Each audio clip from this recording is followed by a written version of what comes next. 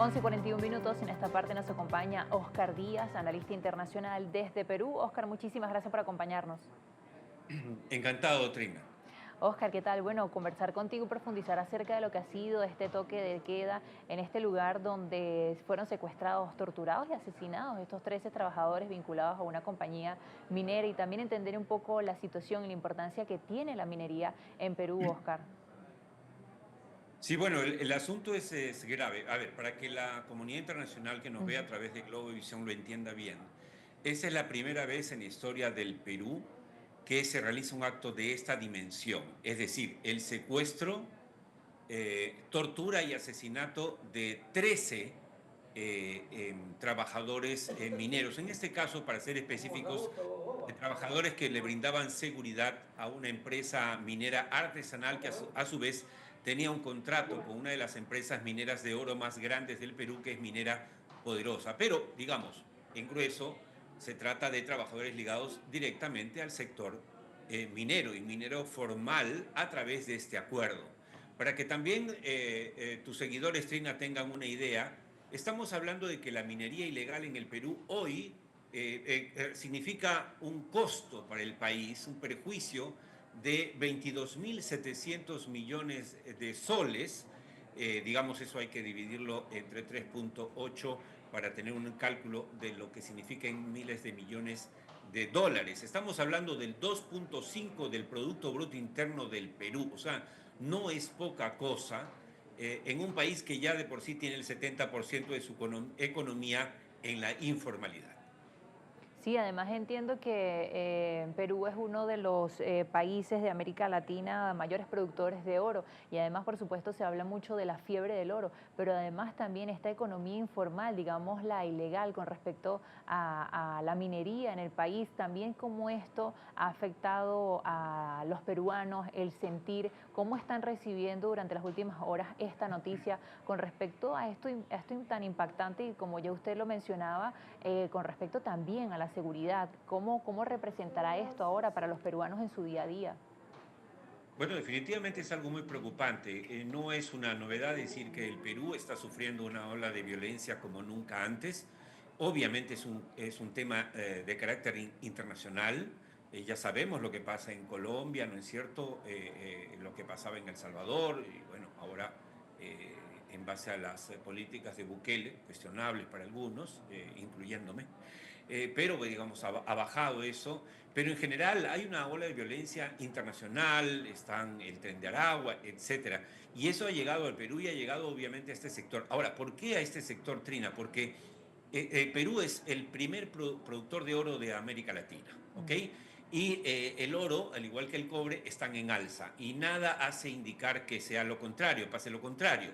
Por lo tanto, estamos hablando de miles de millones de dólares que se mueven en esta industria y efectivamente, siendo la minería ilegal altamente rentable para quienes la manejan, en el caso del oro, pues se ha convertido en el primer problema del Perú de ilegalidad. Ha superado ahora a lo que era el narcotráfico y la tala ilegal de árboles. Es decir, se ha convertido en el primer problema para el Perú y obviamente eso trae también violencia. Todo el Perú está conmovido por este asesinato cruel, sanguinario a 13 inocentes trabajadores mineros que lo único que querían no eran pues millonarios, ni mucho menos, ¿no es cierto? Gente muy modesta que lo único que quería era llevar el pan a sus hogares y darle educación decente a sus hijos. Ahora, Oscar, ¿hasta qué punto va a funcionar el toque de queda en esta zona y las medidas que está implementando el gobierno? Y a nivel histórico, ¿ha funcionado en otros casos quizás parecidos a este? Bueno, mira, el Perú desde hace meses, debido a la ola de violencia que he comentado, ha tomado una serie de medidas el gobierno, que también las ha hecho Ecuador, digamos esto, que es el recurso más fácil de declarar en emergencia, poner militares en las calles. Esto no ha funcionado, nunca ha funcionado en realidad. Es básicamente un guiño a la gente, decir estamos haciendo algo.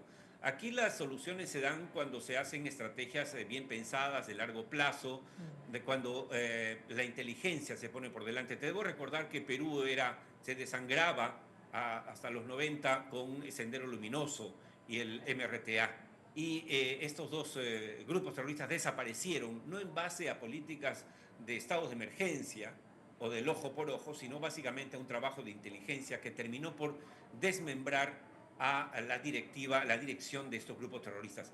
Todos estamos convencidos aquí, los que saben más del tema aún, están más convencidos de que es el trabajo de inteligencia lo único que podría, digamos, desbaratar estas mafias que han tomado la minería ilegal y que tienen los recursos y el dinero para hacerlo.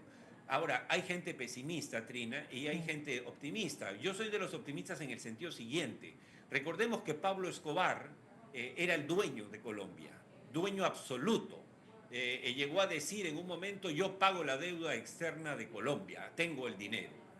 Y entonces parecía invencible. Se había comprado jueces, políticos, fiscales, militares, policías.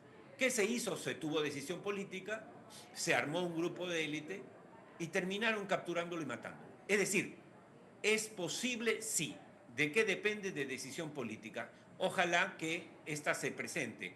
En ese sentido y en ese contexto, la medida anunciada ayer por la presidenta Dina Boluarte no es mala, en el sentido de que más que mandar más militares, está suspendiendo a todos los que tienen su trámite de formalización minera suspendidos, porque hay un grueso de gente que ha sacado, es como decirte, que ha sacado su carnet para manejar, pero que no sabe manejar y no ha sacado su brevete finalmente. Entonces, es un buen paso, es temporal, pero esperemos que le dé el tiempo al gobierno para tomar decisiones y para tomar decisiones sobre todo de largo plazo. Y usted menciona esto, Oscar, de largo plazo, ¿y tendrá esto relación, algún tipo de vinculación con respecto a la inestabilidad política que ha tenido últimamente Perú? Entendiendo que, por supuesto, para implementar estas medidas a largo plazo, bueno, a nivel de gobierno hay mucho que hacer, ¿no? Sí, claro. Ahora, siempre podemos ver el vaso medio lleno o medio vacío. Quienes ven el vaso medio vacío de este gobierno, lo que dicen es: bueno, ya la presidenta le queda un año en el gobierno, un año y pico, y ya no puede hacer nada. Y yo soy de los que creen que tenemos el vaso medio lleno, justamente porque tiene un año y pico en el gobierno y que no tiene ninguna atadura ni compromisos con nadie. Creo que si quisiera realmente, la presidenta Dina Boluarte podría sentar las bases de una solución a este problema que se está convirtiendo en el peor problema del Perú, que es la inseguridad.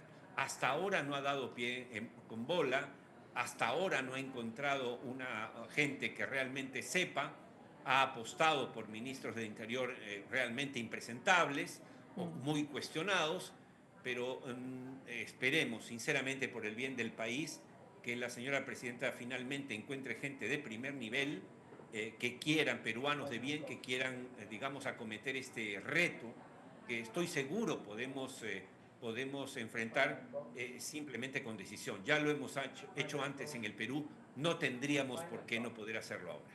Ahora, Oscar, con respecto a lo importante que es la minería en la economía de Perú, también el impacto social que tiene, pero ¿qué está pasando con el impacto ambiental también? Por supuesto, la minería ilegal, obviamente, y su nombre lo indica, no respeta la ley en el Perú. Primero, no paga impuestos. Segundo, en absoluto tiene que rendir cuentas a nadie, porque es ilegal, del cuidado del medio ambiente y por lo tanto depreda bosques y campos. Tampoco es responsable socialmente, porque simplemente beneficia a los que están directamente manejando esos negocios. Por lo tanto, el país pierde en su conjunto el cuidado del medio ambiente, ni se diga, y por eso es que es tan importante más bien fortalecer el proceso de formalización. Se está hablando mucho se está pidiendo que se desaparezca el REINFO. El REINFO es el registro de minería informal, pero aquí lo que no se trata de amputar una pierna porque te duele la pierna. La cuestión es curar la pierna y echarnos a andar.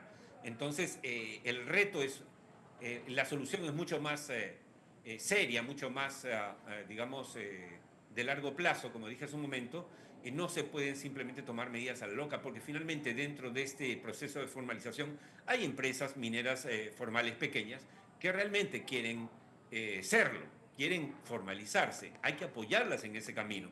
Pero si nosotros, digamos, le ponemos una lápida al proceso de formalización, lo único que vamos a hacer es convertir a todos los que están en la actividad minera pequeña e informal en delincuentes. Muchísimas gracias, Oscar, por acompañarnos este martes y, por supuesto, como siempre, muy atentos a lo que sucede también en Perú. Encantado. Oscar Díaz, analista internacional desde Perú. Hacemos una nueva pausa en Noticias Globovisión Internacionales. Ya regresamos con más.